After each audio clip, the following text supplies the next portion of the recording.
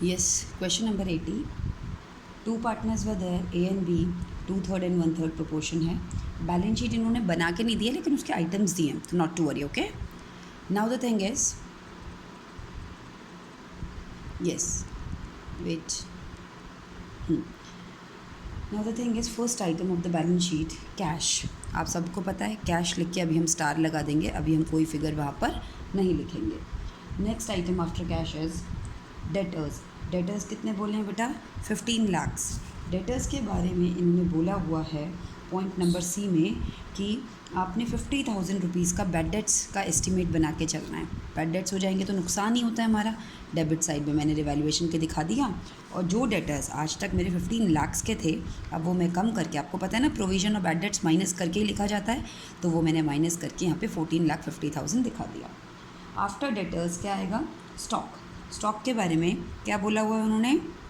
Stock के बारे में भी बोला है कि जो स्टॉक है अब उसकी वैल्यू 24,94,000 हो गई है.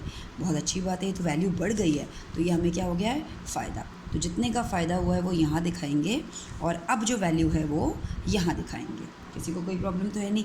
यहाँ पर हम फ़ायदा नुकसान दिखाते हैं, और उस फ़ायदे नुकसान को ही इंक्रीज़ और डिक्रीज़ करके हम अपनी एसेट्स में दिखाते हैं, एसेट्स और लाइबिलिटीज़ में.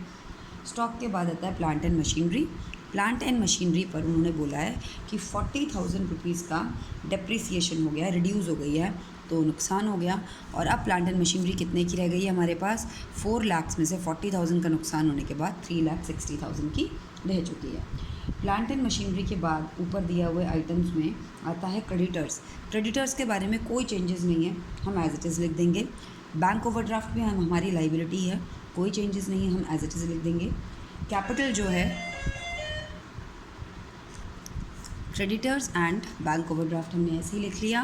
कैपिटल को हमने बैलेंस बीडी में दिखा दिया. अब आते हैं एक एक करके पॉइंट्स पर. Point number 1, C2 purchase 1/4 of the goodwill. 1/4 का मतलब 1/4.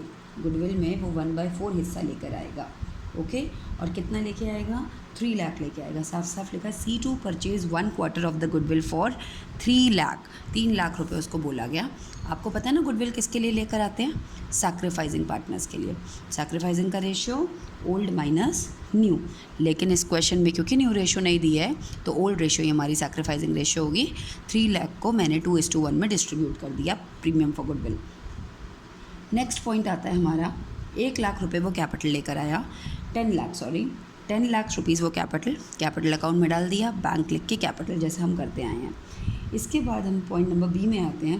Profits and losses are to be shared in proportion of. इस बार हमें न्यू रेशो दे रखी है कि सी के आने के बाद की रेशो क्या होगी. कैसे दिया उन्होंने? 1/2, half, quarter and quarter. LCM लेके मैंने 2:1:1, ये मेरी न्यू रेशियो आ गई. ठीक है, ये मुझे काम आएगी, आपको पता है ना, वो एडजस्टमेंट करने में. ठीक है, पॉइंट नंबर सी में हो गया. डी पॉइंट में प्लांट एंड मशीनरी कर लिया, बैड डेट्स कर लिया, स्टॉक कर लिया.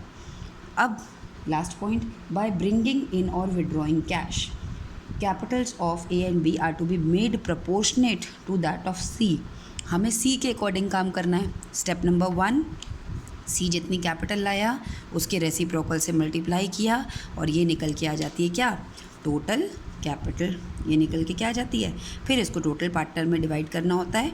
कौन सी रेशो में? न्यू रेशो में. और ये न्यू रेशो हमें क्वेश्चन में गिवन थी, तो हम इसमें ही करेंगे. 20 लाख, 10 लाख, 10 लाख. हमने यहाँ पे 20 लाख, 10 लाख, 10 लाख बैलेंस शीट में डाल दिया. अब आपको जो मुद्दे की बात है, रिवैल्यूएशन क्लोज किया, प्रॉफिट आया, वो भी हमने यहाँ पर ट्रांसफ़र कर दिया. मुद्दे की बात ये है कि जो डिफरेंस आएगा ये कहाँ से पूरा किया जाएगा?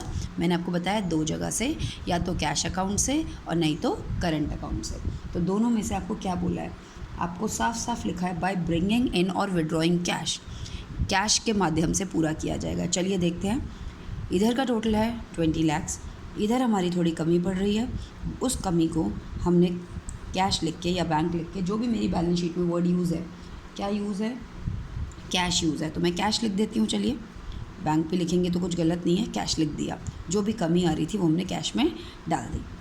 टोटल यहाँ पे हमारे 20 लाख्स है दोनों साइड का. इस तरफ यहाँ ज़्यादा था. ठीक है, समझ रहे हैं बात को? तो यहाँ से हमने अगर मैं यहाँ माइनस करूँगी तो डिफरेंस मेरा यहाँ पर अराइज हो रहा है। इसको भी मैं कैश वर्ड लिख के पूरा कर देती हूँ। कैसे पता चल रहा है? कैश, क्योंकि मुझे बैलेंस शीट में कैश वर्ड यूज़ किया इसलिए मैंने कैश लिखा, बैंक यूज़ करते बैंक। अब क्वेश्चन पार्टनर्स भी ख़त्म हो गया। बैलेंस शीट तो सब बच्चों को पता है कहाँ जाता है, कैपिटल अकाउंट में जाता है ना कैपिटल अकाउंट में। ABC 20 lakhs 10 lakhs and 10 lakhs ये सब डाल दिया। इसके साथ साथ करंट अकाउंट तो है नहीं। अब हम करते हैं कैश की बात। चलिए, कैश पहले से कितना था बेटा? 1 लाख। आपकी जो बैलेंस शीट के कंटेंट्स दिए हुए हैं उसमें आपको कैश साफ साफ लिखा है 1 लाख। जो ये पार्टनर आया ये अपने साथ कितनी कैपिटल लाया? 10 लाख। कितनी प्रीमियम लाया? 3 लाख। बी आपको पता है पॉजिटिव साइड, ये नहीं, जब कैपिटल बढ़ेगी मतलब ये बिज़नेस में और कैश लगा रहा है। कितना? 1,64,000। और जो बी है वो कैश निकाल रहा है कितना? 1,68,000। तो वो मैंने माइनस किया। तो ये सब करने पर मेरा कैश का बैलेंस कितना आ गया? 1,396,000। वो मैंने यहाँ पुट कर दिया। इसके बाद मैं टोटल करूँगी, आई गेट द आंसर। दोनों साइड मैच कर जाएंगे। ओके।